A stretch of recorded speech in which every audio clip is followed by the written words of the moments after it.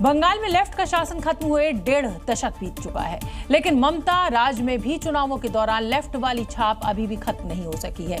बम बारूद और बवाल का दौर इस बार भी जारी है, चाहे ईसीआई की हिदायत हो या फिर केंद्रीय बलों की तैनाती। चुनाव प्रचार के साथ साथ हिंसा और रंजिश की खबरें हमें लगातार मिल रही हैं, क्योंकि यही बंगाल का चुनावी मिजाज है, जहां नेता और कार्यकर्ता मरने मारने पर उतारू है। कहीं धमकी दी जा रही है तो कहीं गोली मारी जा रही है। मारपीट तो आम है।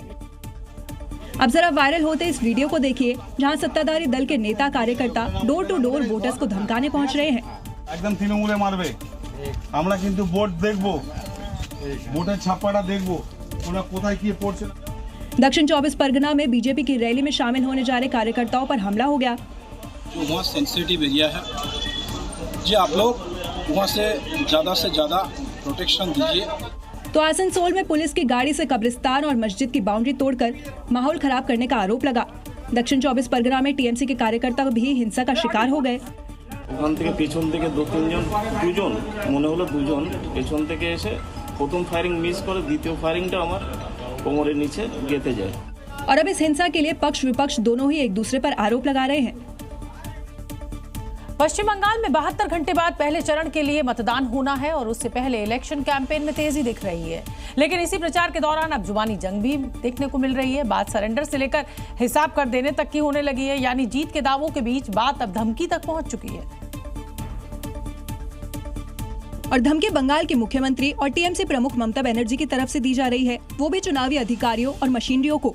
তোমাদের সব ইতিহাস আমরা জানি, তোমাদের প্রত্যেকটা নাম, তোমাদের প্রত্যেকটা ঠিকানা, তোমরা কোথায় চাকরি করো আমরা সব জানি। বিজেপি কাল থাকবে না, তখন বুঝে নিও নিরপেক্ষভাবে কাজ না হলে মানুষ কিন্তু বদলা নেবে। दीदी का ये बयान बौखलाहट कहे या फिर हार का डर, क्योंकि 24 घंटे पहले पीएम मोदी ने 2 टूक कह दिया था कि 29 अप्रैल से पहले टीएमसी के गुंडों को सरेंडर वाला अल्टीमेटम दिया है। मैं टीएमसी के सभी गुंडों, सभी भ्रष्टाचारियों को एक आखिरी मौका देता हूं। 29 अप्रैल से पहले अपने अपने थाने में आत्मसमर्पण कर लो। चुनावी रैलियों में चुनावी तरकश से बयानों के जो तीर छोड़े जा रहे हैं, उसमें जनता के मुद्दे गुम से लग रहे हैं। जैसे जैसे गर्मी का पारा बढ़ रहा है, वैसे वैसे सियासी तपिश भी बढ़ती जा रही है। एक तरफ मुख्यमंत्री योगी आदित्यनाथ रोजाना ताबड़तोड़ धुआंधार प्रचार कर रहे हैं, तो दूसरी तरफ ममता बनर्जी भी मजबूती के साथ अपने कैंडिडेट्स के लिए वोट मांग रही हैं, जिससे ये लड़ाई अब सीधे सीधे ममता बनर्जी वर्सेस योगी आदित्यनाथ नजर आ रही है। ममता बनर्जी न सिर्फ जनता के मुद्दों को उठा रही है, बल्कि एसआईआर को लेकर बीजेपी समेत चुनाव आयोग को घेर रही है। साथ ही बंगाल में बीजेपी को रोकने के लिए बता रही है कि अगर बंगाल में बीजेपी आई तो क्या होगा। সবচেয়ে বড় চোর বিজেপি, সবচেয়ে বড় ডাকাত বিজেপি, সবচেয়ে বড় ভ্রষ্টাচারী সরকার বিজেপির সরকার, দুরাচারী সরকার, অত্যাচারী সরকার, ভোট কাটারি সরকার। ममता बीजेपी को रोकने के लिए कमान संभाले हुए है, तो बीजेपी ने भी अपना ब्रह्मास्त्र बंगाल में भेजा है, जिसकी सभा में न सिर्फ बुलडोजर दिख रहा है, बल्कि बंगाल की जनता उसे लागू करने की डिमांड भी कर रही है, और इसलिए योगी जीत वाली भविष्यवाणी कर रहे हैं।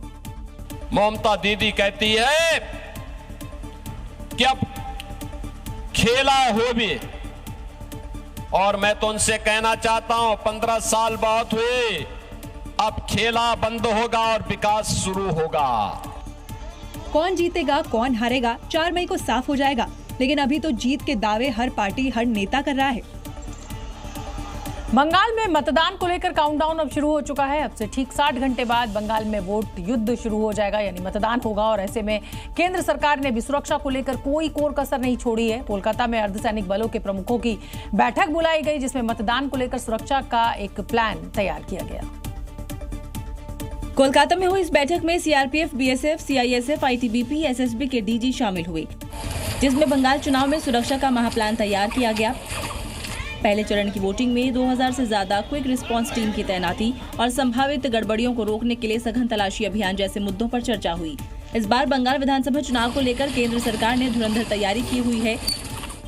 संवेदनशील इलाकों में बख्तरबंद गाड़ियों से नजर रखी जा रही है। चप्पे चप्पे पर पैरामिलिट्री फोर्स के जवान गश्त दे रहे हैं।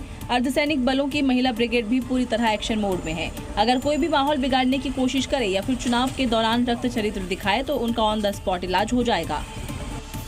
इसके अलावा केंद्रीय बल के जवान घर घर जाकर लोगों के दिल से चुनावी हिंसा का डर भी दूर कर रहे हैं। साथ ही उनसे घरों से निकलकर बेखौफ होकर वोट डालने का भरोसा दिला रहे हैं। असदुद्दीन ओवैसी अपनी पार्टी AIMIM को पैन इंडिया और खुद को मुसलमानों का मसीहा बनाने में जुटे हैं। तभी तो एक के बाद एक ऐसे बयान देते ही रहते हैं जो हमेशा चर्चा में बने रहे। अब उन्होंने भारत के बंटवारे के लिए सिर्फ और सिर्फ जिन्ना को दोषी ठहराया, नया बखेड़ा खड़ा कर दिया। ओवैसी गुजरात के उमरेठ में होने वाली विधानसभा चुनाव के लिए एक रैली को संबोधित करने पहुंचे हुए थे, जहां ओवैसी ने बंटवारे के लिए जिन्ना और कांग्रेस को दोषी ठहराया। जब वो जालिम जिन्ना इस मुल्क के 2 टुकड़े किए और 2 टुकड़े करने वालों में क्या कांग्रेस पार्टी शामिल नहीं है? बिल्कुल है। पार्टीशन का जिम्मेदार मुसलमान नहीं था, क्योंकि 90% मुसलमान तो डाल ही नहीं सकते थे उस जमाने में, जिस पर गिरिराज सिंह ने पलटवार किया। अधिकांश मुसलमान उसके पक्ष में थे, जो यहाँ रहे वो गजवाए हिंद के पक्ष में थे। ओवैसी चाहे अपने इन बयानों से मुस्लिमों के रहनुमा बन जाएं, विपक्षी पार्टियों के मुस्लिम वोट बैंक में सेंध लगा लें, लेकिन सच्चाई तो यही है कि बंटवारा तो हिंदू मुसलमान के आधार पर ही हुआ था। उत्तर प्रदेश में कानून व्यवस्था को और मजबूत करने के लिए बड़ा प्रशासनिक फैसला लिया गया है। 44 अपर पुलिस अधीक्षकों का एक साथ तबादला कर दिया गया और इसके बाद योगी आदित्यनाथ की तबादला एक्सप्रेस जो है वो उत्तर प्रदेश में हड़कंप मचाती नजर आ रही है।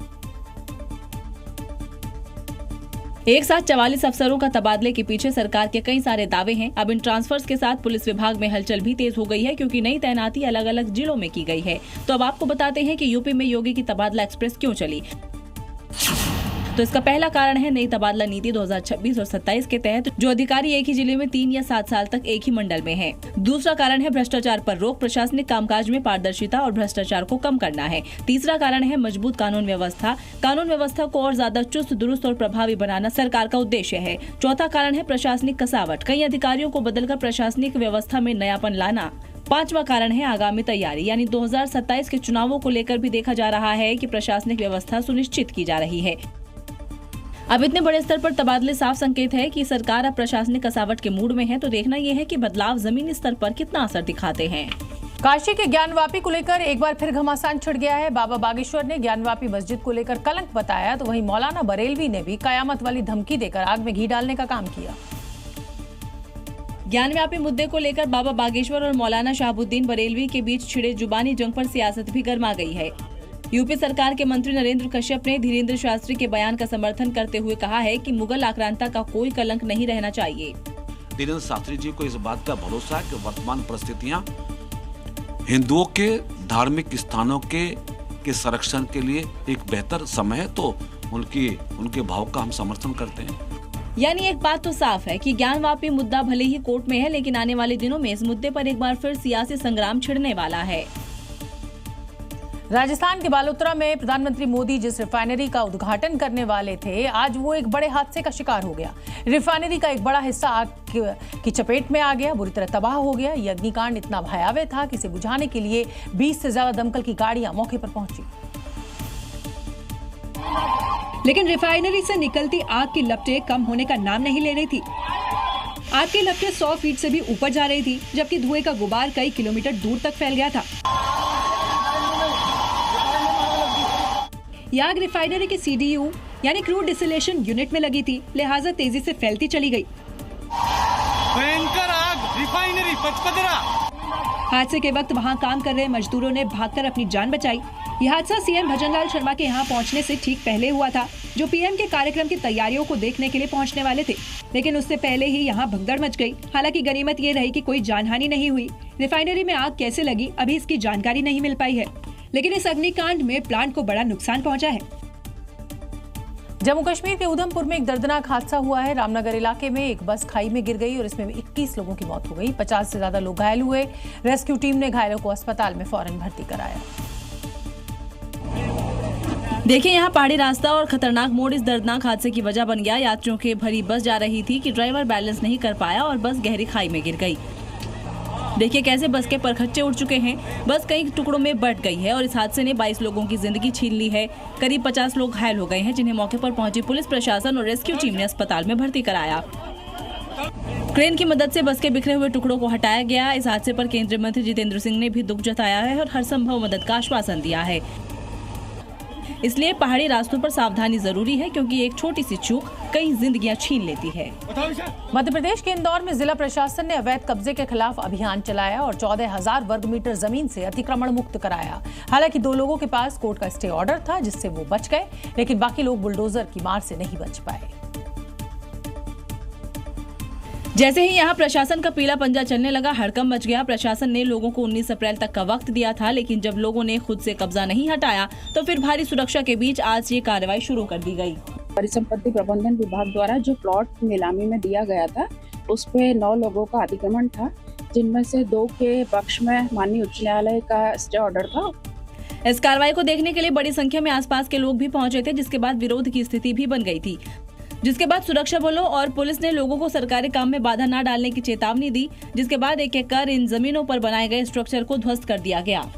उत्तर प्रदेश में सड़कों पर नमाज पढ़ने पर उत्तर प्रदेश सरकार सख्त है। कई बार इसे लेकर बयान और चेतावनी दी जा चुकी है, लेकिन फिर भी कुछ लोग हैं जो सुधरने का नाम नहीं ले रहे। अब रामपुर में बीच सड़क नईम अहमद के नमाज पढ़ने का वीडियो सामने आया और इसके बाद यूपी पुलिस ने एक्शन लिया। पहली तस्वीर उस वक्त की है जब नईम बीच सड़क नमाज पढ़ रहा था और दूसरी तस्वीर जब नईम योगी फोर्स की गिरफ्त में आ गया, यानी 24 घंटे में ही हिसाब शुरू हो गया। दरअसल सीएम योगी कई बार वार्निंग दे चुके हैं कि सड़कें लोगों के चलने के लिए होती है, न कि नमाज पढ़ने के लिए, लेकिन इस वार्निंग के बाद भी नईम जैसे लोग कानून को अपने हाथ में लेने की कोशिश करते हैं।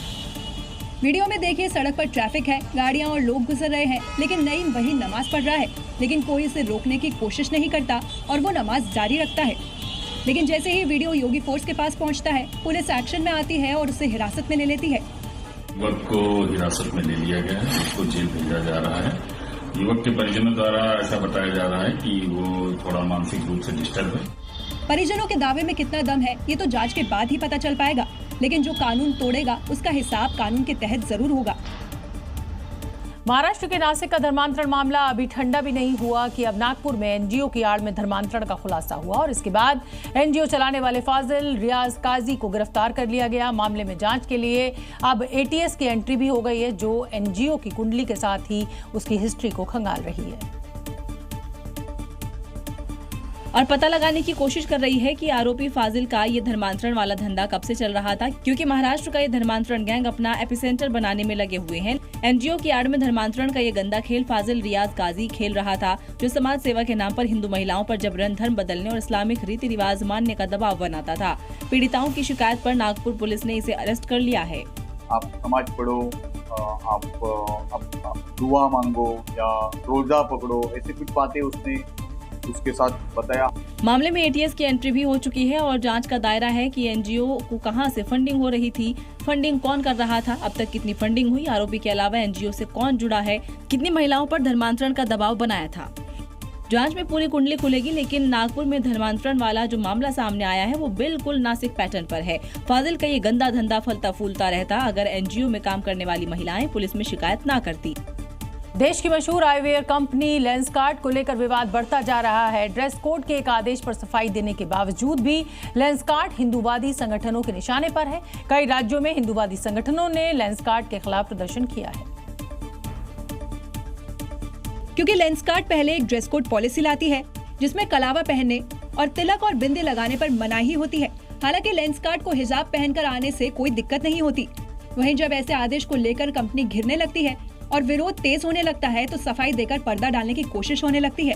लेकिन लेंसकार्ट का ये डैमेज कंट्रोल हिंदूवादी संगठनों के गले से नहीं उतर रहा। लेंसकार्ट को हिंदू विरोधी बताते हुए कई राज्यों में अब प्रदर्शन होने लगा है। लेंसकार्ट के खिलाफ कड़ी कार्रवाई करने की मांग की जा रही है। मुंबई के अंधेरी में बीजेपी नेता नाजिया इलाही खान ने तो लेंसकार्ट के स्टोर पर जाकर हिंदू स्टाफ को तिलक लगाया। क्या पार्किंग भी कभी इतनी बड़ी समस्या हो सकती है कि कोई किसी की जान ले ले?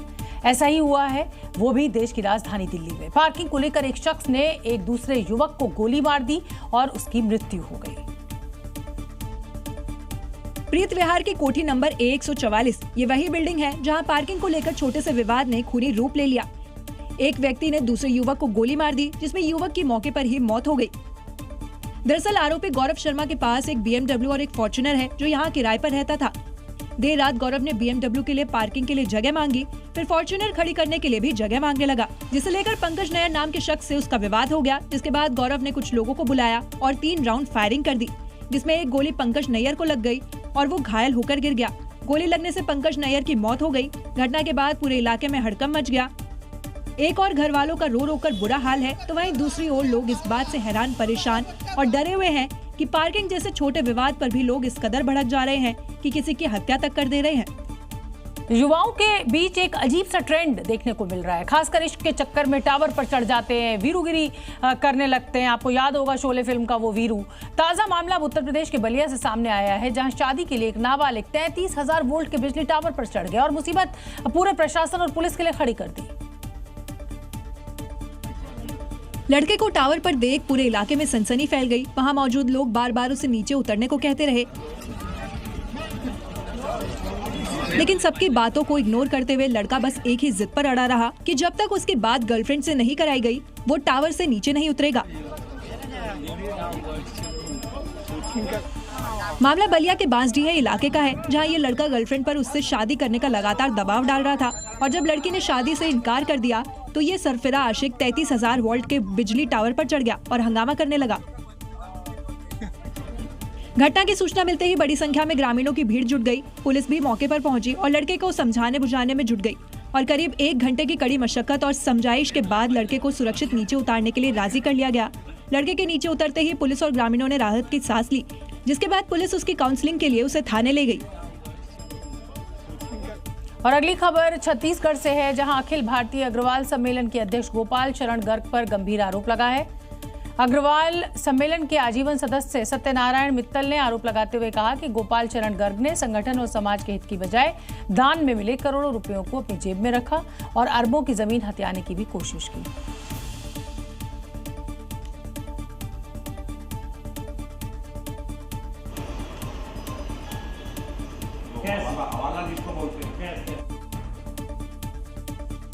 सैकड़ों करोड़ की नकदी की घपला है और हजारों किलो चांदी का घपला किया गया है। चांदी उस समय 50-52-54 हजार रुपया रही होगी, सब बेच बेच के खा गए। आज 2.5 लाख रुपया चांदी है। मैंने एक पदाधिकारी से सुना था कि नहीं अभी बेच दी है, जब जरूरत होगी खरीद के लगा देगा। बेचने का अधिकार ही नहीं है। ट्रस्ट की कोई भी संपत्ति किसी भी हाल में बेची नहीं जा सकती। उत्तर प्रदेश में अपराधियों के खिलाफ जीरो टॉलरेंस की नीति चल रही है। कानून तोड़ने वाले गो तस्करों का भी पुलिस पूरा हिसाब कर रही है। गो हत्या और गो तस्करी करने वालों का पुलिस बुलेट से जवाब दे रही है। पैर में घुसी बुलेट और दर्द से कर्राते इन बदमाशों को देखिए। हालात ये है कि खुद के पैरों से चल भी नहीं पा रहे हैं, अपने गुनाहों को याद कर रहे हैं। यूपी में गो तस्करों का योगी फोर्स ऐसा ही बुलेट इलाज करती है। योगी की अंतिम वार्निंग नहीं मानने वालों का यही अंजाम होता है। दंगा नहीं होगा, कर्फ्यू नहीं लगेगा, लेकिन गौ माता को कटने नहीं देंगे और हिंदुओं को बंटने नहीं देंगे। जौनपुर में पुलिस ने जब गो तस्करों को पकड़ने की कोशिश की तो उन्होंने पुलिस पर फायरिंग कर दी। जवाबी फायरिंग में एक गो तस्कर घायल हो गया। गो तस्कर का कुछ ऐसा ही हाल अमरोहा में हुआ। मुठभेड़ में एक गो तस्कर को लंगड़ा कर दिया गया। वहीं बरेली में भी योगी फोर्स और गो तस्करों में मुठभेड़ हुई, जिसमें एक गो तस्कर यासीन को लंगड़ा कर दिया गया, जबकि उसके 2 साथियों को पुलिस ने स्पॉट से गिरफ्तार कर लिया है। अपनी ही 4 साल की भांजी से दुष्कर्म की वारदात को अंजाम देने वाले जसीम उर्फ छोटू का उत्तर प्रदेश पुलिस ने महज 10 दिनों के अंदर ही उपचार कर दिया। मामला उत्तर प्रदेश के गाजियाबाद का है, जहां इस हैवान को एनकाउंटर में मार गिराया गया। बीते 11 अप्रैल को मासूम से दुष्कर्म और हत्या करने वाले इस कलयुगी मामा जसीम को पकड़ने के लिए कई टीमें बनाई गई थी। जसीम के हिस्ट्री शीटर होने की बात सामने आते ही उस पर 50,000 का इनाम भी घोषित कर दिया गया था।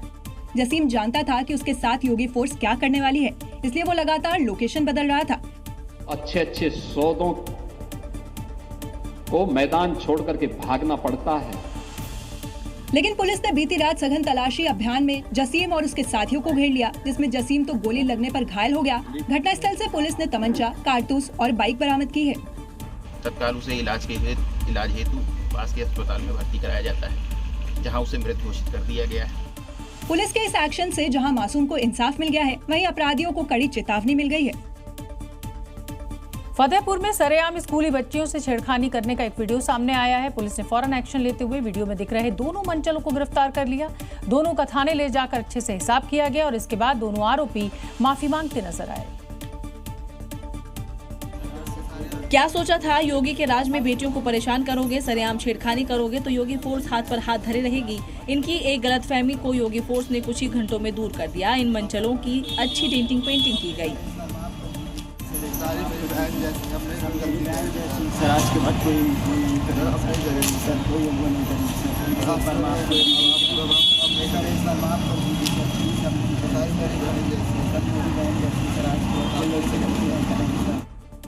ये मंचले स्कूल जा रही बच्चियों को परेशान करते थे, उनका पीछा कर छेड़छाड़ करते थे। महिला सुरक्षा पर सेंध की तो फिर जवाब देने में योगी फोर्स भी पीछे कैसे रहती। दोनों को गिरफ्तार कर थाने लाया गया, जहां इनका तबीयत से इलाज हुआ। अब देखो कैसे माफी मांगते हुए फिर रहे हैं।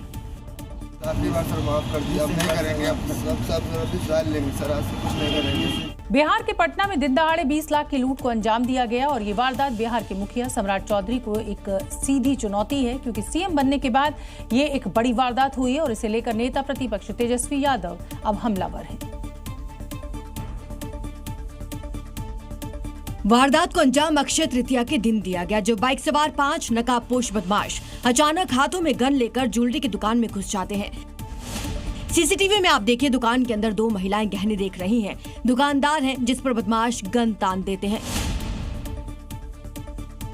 बदमाश गन के दम पर उससे ज्वेलरी निकालने के लिए कह रहे हैं। दुकानदार विरोध करता है तो उस पर हमला कर दिया जाता है। 1 मिनट के अंदर आरोपी 20 लाख के सोने चांदी के जेवर लेकर फरार हो गए। घटना बिहार की नई सरकार को चुनौती दे रही है, जिसे लेकर तेजस्वी यादव ने भी सरकार पर हमला बोला। अब सम्राट पुलिस आरोपियों की तलाश में जुट गई है। दिन दहाड़े वारदात को अंजाम देने वालों की धरपकड़ के लिए छापेमारी शुरू कर दी गई है। में ड्रग कंट्रोल विभाग ने एक ऐसे गैंग का भंडाफोड़ किया है जो नकली एंटी डायबिटीज इंजेक्शन तैयार करता था और उसे धड़ल्ले से बेच भी रहा था। इनके पास से 70 लाख रुपए के नकली इंजेक्शन बरामद हुए हैं। 2 आरोपियों को गिरफ्तार किया गया। बरामद हुआ ये वो एंटी डायबिटीज इंजेक्शन का जखीरा है जिसे गुरुग्राम के इस किराए के फ्लैट से बरामद किया गया और पुलिस के गिरफ्त में आया ये वो आरोपी अवि शर्मा है जो पैसों के खातिर लोगों की जान से खिलवाड़ कर रहा था। ड्रग कंट्रोल विभाग को इसके ठिकाने से करीब 70 लाख रुपए के नकली इंजेक्शन मिले हैं। ये गैंग बड़े ही शातिर तरीके से काम कर रहा था। पहले ये चीन से इंजेक्शन के रॉ मटेरियल को मंगवाते थे और फिर उसमें पानी डालकर धड़ल्ले से यहाँ बेच रहे थे। जैसे ही ड्रग विभाग को इनके इस खेल का पता चला, उन्होंने जाल बिछाकर नकली इंजेक्शन वाले इस गैंग को गिरफ्तार कर लिया। ये इंजेक्शन गुड़गांव की एक सोसाइटी के फ्लैट में बनाया जा रहा था। रात को वहाँ पे भी रेड करी तो हमने वहाँ से कुछ रॉ मटेरियल, पैकेजिंग मटेरियल वगैरह भी रिकवर किया है। बताया जा रहा है कि इस इंजेक्शन को लोग वेट लॉस में भी यूज कर रहे थे, जिससे इस इंजेक्शन की डिमांड बढ़ गई थी। इसका फायदा उठाते हुए ये गैंग नकली इंजेक्शन बनाकर धड़ल्ले से बेच रहा था। मध्य प्रदेश के मऊगंज से एक हैरान कर देने वाला मामला सामने आया है, जहां थाने में खड़े जब्त टैंकर से 2000 लीटर डीजल रहस्यमयी तरीके से गायब हो गया। और इसके बाद अब सवाल ये खड़ा हो रहा है कि जब टैंकर का ताला बंद था तो फिर डीजल आखिर कैसे गायब हो गया।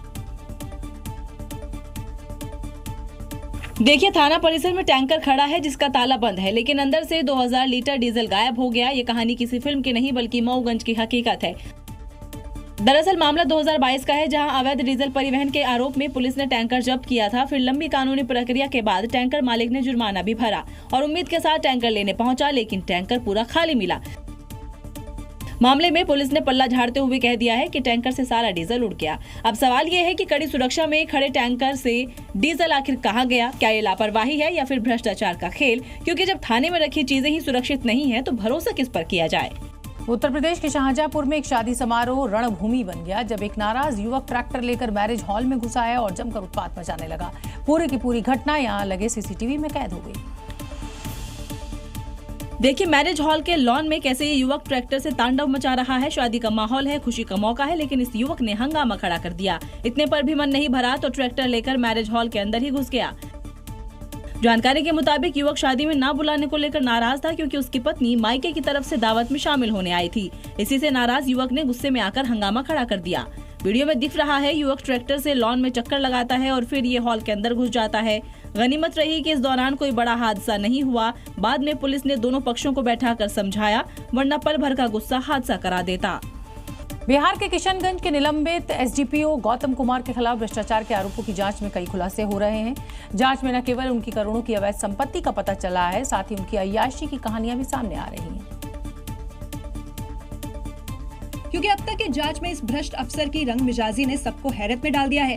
जांच में खुलासा हुआ है कि गौतम कुमार की 1-2 नहीं बल्कि 5 गर्लफ्रेंड थी, जिन पर उन्होंने करोड़ों रुपए लुटाए थे। इन गर्लफ्रेंड्स को गौतम कुमार ने ऐशो आराम की चीजें और महंगे तोहफे दिए थे। यहाँ तक कि उन्होंने अपनी एक नौकरानी को थार गिफ्ट की थी। ईओयू की छापेमारी और कॉल डिटेल रिकॉर्ड की जाँच से गौतम कुमार के इन कारनामों का खुलासा हुआ है। वहीं दूसरी ओर गौतम कुमार मामले की जांच को भी प्रभावित करने की साजिश हो रही है, क्योंकि पुलिस ने देर रात एसडीपीओ ऑफिस में घुसे 3 लोगों को गिरफ्तार किया है, जो लाल रंग की थार से वहां पहुंचे थे। थार किसका है ये सब अभी हम लोग सत्यापन कर ले रहे हैं, और दोनों जो लोग बंदे हैं उन लोग का भी हम लोग कहाँ इनका घर है ये सब सत्यापन कर ले रहे हैं। पुलिस को शक है कि ये तीनों एसडीपीओ ऑफिस में गौतम कुमार केस में सबूत मिटाने गए थे। शादियों का सीजन शुरू होने के साथ ही चोर भी अब एक्टिव हो गए हैं। उत्तर प्रदेश के नोएडा से ऐसा ही मामला सामने आया है, जहां सूट बूट में एक चोर एक सगाई समारोह में पहुंच गया और स्टेज के पास रखा रुपयों से भरा बैग लेकर आराम से निकल गया। ये पूरा वाकया सीसीटीवी में कैद हो गया और तेजी से वायरल हो रहा है। देखिए, किसी मेहमान की तरह बन ठन कर आया ये शख्स बिना किसी झिझक के समारोह में पहुंचा। पूरे कॉन्फिडेंस के साथ स्टेज पर पहुंचा, चारों तरफ मुआयना कर रहा है। बड़े ही स्टाइल से स्टेज के पास पहुंचा, हाथों में ब्लेजर टांगे हुए। स्टेज के पास सोफे पर रुपयों से भरा बैग और सगाई के लिए लाया हुआ सामान रखा हुआ है। सामने कई महिलाएं आपस में बातचीत में मशगूल हैं। इसी बीच एक वेटर उसके पास से आगे निकल जाता है, जिसके बाद वो सधे हुए कदमों से सोफे के पास पहुंचा। जब उसे इत्मीनान हो जाता है कि उस पर किसी की नजरें नहीं है, तो बड़े ही आराम से बैग उठाता है, ब्लेजर से लपेटते हुए बाहर निकल जाता है। अब सीसीटीवी के आधार पर पुलिस इस चोर की तलाश करने में जुटी है। देश भर में भीषण गर्मी ने अभी से लोगों का हाल बेहाल कर रखा है। तापमान 40 से 45 डिग्री के पार पहुंच रहा है और मौसम विभाग ने अब हीट वेव का अलर्ट भी जारी कर दिया है, क्योंकि अप्रैल में ही लू और प्रचंड गर्मी से बचने के लिए लोग जूस और ठंडी चीजों का सहारा ले रहे हैं। चिलचिलाते धूप और गर्म हवाओं ने लोगों का घर से निकलना मुश्किल कर दिया है। ये 4 तस्वीरें बताने के लिए काफी है कि कैसे सूरज का सितम लोगों को झुलसा रहा है। गन्ने का जूस और बेल का रस लोगों की पहली पसंद बन गया है। लू के थपेड़ों से बचने और 40 डिग्री के पार पहुंचे तापमान से बचने के लिए लोग शरीर को ठंडक पहुंचाने वाली चीजों का ही सेवन कर रहे हैं। यूपी में भी गर्मी का सितम कम नहीं है। वाराणसी में 42 डिग्री वाली गर्मी में घाटों पर सन्नाटा पसरा पड़ा है। गर्मी के प्रकोप ने पर्यटकों की रफ्तार पर ब्रेक लगा दिया है, तो लखनऊ में भी तापमान 45 डिग्री के करीब है। बहुत ही बीमार और लू वाला मौसम बनता जा रहा है। अभी तो ये शुरुआत है। कुछ ऐसा ही हाल छत्तीसगढ़ में भी है, जहां मई जून में पड़ने वाली तपिश इस साल अप्रैल में ही देखने को मिल रही है। लोग छाता लेकर कपड़ों से चेहरा ढककर ही बाहर निकल रहे हैं। इसी बीच मौसम विभाग ने भी हीट वेव का अलर्ट जारी किया है और चेतावनी दी है कि दोपहर 12 से 4 बजे तक घर से बाहर निकलने से बचे, क्योंकि ये भीषण गर्मी 22 अप्रैल तक जारी रहेगी। गर्मियां शुरू होते एक बार फिर पहाड़ों पर जंगल ज्वाला यानी जो जंगलों में आग लग जाती है उसका खतरा मंडराने लगा है और इसकी झलक उत्तराखंड के नैनीताल में दिखनी शुरू हुई। यहां बीते 24 घंटे से एक बड़ा हिस्सा जल रहा है। वन विभाग लगातार इस पर काबू पाने में जुटा हुआ है। पहाड़ के चोटियों पर बादलों की तरह मंडरा रहा ये धुआं उसी भीषण अग्निकांड की वजह से है, जिसका दायरा लगातार फैलता जा रहा है। पहाड़ की तलहटी से लेकर उसकी चोटी तक आग की शुरुआत कहीं से हुई ये तो नहीं पता चला, लेकिन इस आग ने देखते ही देखते कई हेक्टेयर वन क्षेत्र को अपने चपेट में ले लिया है। जंगल में लगी इस आग ने वन संपदा को भारी नुकसान पहुंचा दिया है। वन्य जीवों पर भी गंभीर खतरा मंडरा रहा है। वन विभाग कर्मी स्थानीय लोगों की मदद से आग पर काबू पाने में जुटे हुए हैं, लेकिन अभी तक कामयाबी नहीं मिली है। एक हिस्से में आग बुझती है तो दूसरे में भड़क उठती है, जिसकी वजह है पतझड़ के बाद जंगल की जमीन पर पड़े हुए सूखे पत्ते। वन विभाग के मुताबिक कई पशु पक्षियों के प्राकृतिक आवास इस जंगल ज्वाला की भेंट चढ़ चुके हैं। कोशिश है जल्द से जल्द इस पर काबू पा लेने की। झारखंड के बोकारो में एक बड़ी लापरवाही ने कुछ ही पलों में तबाही का खौफनाक मंजर खड़ा कर दिया, जहां प्लांट से निकली एक मालगाड़ी ने मुख्य गेट तोड़ते हुए रास्ते में खड़ी कारों को सैकड़ों मीटर तक घसीट दिया। बेकाबू मालगाड़ी की एक खौफनाक तस्वीर पास लगे सीसीटीवी में कैद हो गई,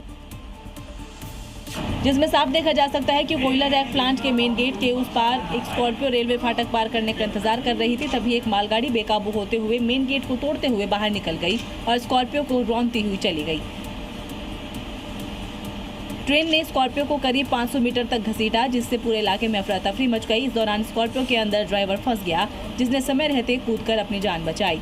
अगर कुछ सेकंड की भी देरी होती तो वो बड़ा हादसा हो सकता था। फिलहाल स्थानीय पुलिस और रेलवे के अधिकारियों ने हालात का जायजा लिया और लापरवाह कर्मचारी के खिलाफ जांच के आदेश दे दिए।